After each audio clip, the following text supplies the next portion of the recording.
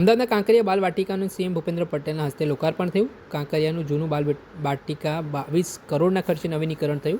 આજે સીએમના હસ્તે આ કાંકરિયા બાલવાટિકા ખુલ્લું મૂકવામાં આવ્યું છે. બાળકો તેમજ યુવાનોને પસંદ આવે તેવી વિવિધ એક્ટિવિટીઝને નવા રંગરૂપમાં નિર્માણ કરવામાં આવ્યું છે. અલગ અલગ 27 પ્રકારની એક્ટિવિટીઝ નવા બાલવાટિકામાં માણવા મળશે.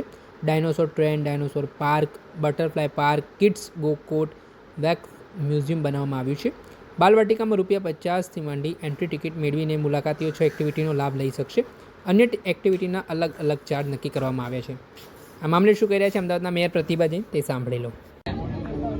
લોકપ્રિય પ્રદૂ અને મક્કમ મુખ્યમંત્રી શ્રી ભૂપેન્દ્રભાઈ પટેલજીના વરદ હસ્તે કાંકરિયા લેકફ્રન્ટ ખાતે બાલવાટિકાનું લોકાર્પણ કરવામાં આવ્યું છે.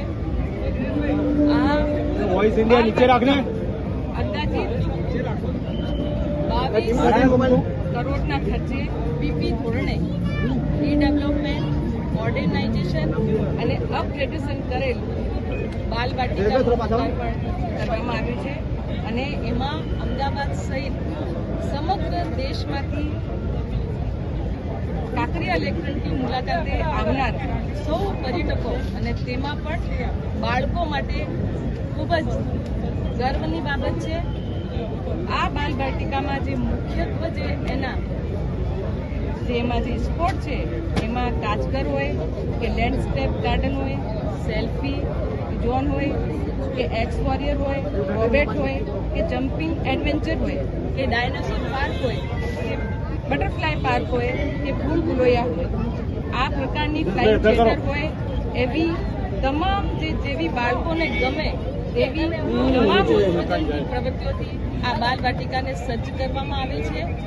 અને આ બાલવાટિકાની શરૂઆત 1956માં થયેલ બાલવાટિકા જે પસંદગી છે એ બાળકો માટે પર્યટનનું સ્થળ પહેલાં પણ હતું, પણ જ્યારે જે સમય જતાં આ હૈયાતની એક્ટિવિટીઓ જે અત્યારના જે બાળક છે સમય મુજબ જે બાળકો માટે યોગ્ય ન રહેતા તેમજ બાળકોના બૌદ્ધિક અને શારીરિક વિકાસ માટે ખૂબ જ સારી રીતે થઈ શકે તેવી તમામ બાબતોને ધ્યાનમાં લઈ પીપીપી ધોરણે સુપરસ્ટાર એમ્યુઝમેન્ટ પ્રાઇવેટ લિમિટેડને આ બાલવાટિકાનું રીડેવલપમેન્ટ, મોડર્નાઇઝેશન અને અપગ્રેડેશન કરવામાં આવેલ છે.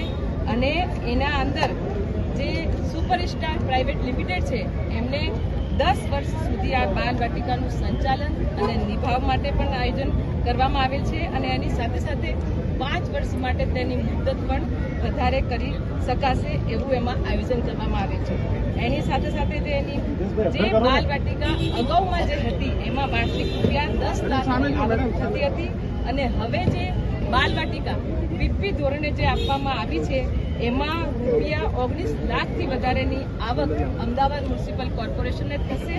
અને એની સાથે સાથે જે ટિકિટનું વેચાણ છે એ 27%, એટલે કે અંદાજિત ₹40 લાખનો વાર્ષિક ખર્ચ આવક પણ અમદાવાદ મ્યુનિસિપલ કોર્પોરેશનને થશે. તો આજે જે બાળકો માટે જે બાલવાટિકાનું ઓપનિંગ કરવામાં આવ્યું છે એ અહીંયા બાળકો પોતાના મનોરંજન માટે અને તમામ પ્રકારની આનંદિત પ્રવૃત્તિઓ અહીંયા કરી શકે એનું આયોજન અમદાવાદ મ્યુનિસિપલ કોર્પોરેશન અને પીપીપી ધોરણે કરવામાં આવ્યું છે. આપણે સાંભળ્યા હતા અમદાવાદના મેયર પ્રતિભા જૈન. તેમણે આ મામલે મહત્વનું નિવેદન આપ્યું છે. આજે કાંકરિયા બાલવાટિકાનું મુખ્યમંત્રી ભૂપેન્દ્ર પટેલે જે લોકાર્પણ કર્યું છે અને જે એક્ટિવિટીને લઈને તેમણે વાત કરી છે, ત્યારે આગામી સમયમાં આ તમામ બાબતોને લઈને સારી એક્ટિવિટી થશે, લોકો મોટી સંખ્યામાં ઉમટશે તેવા પ્રયાસો પ્રશાસનના રહેશે. દર્શક મિત્રો, ન્યૂઝને આપ લાઇક કરી લો, સબસ્ક્રાઇબ કરી લો અને શેર કરવાનું ભૂલતા નહીં.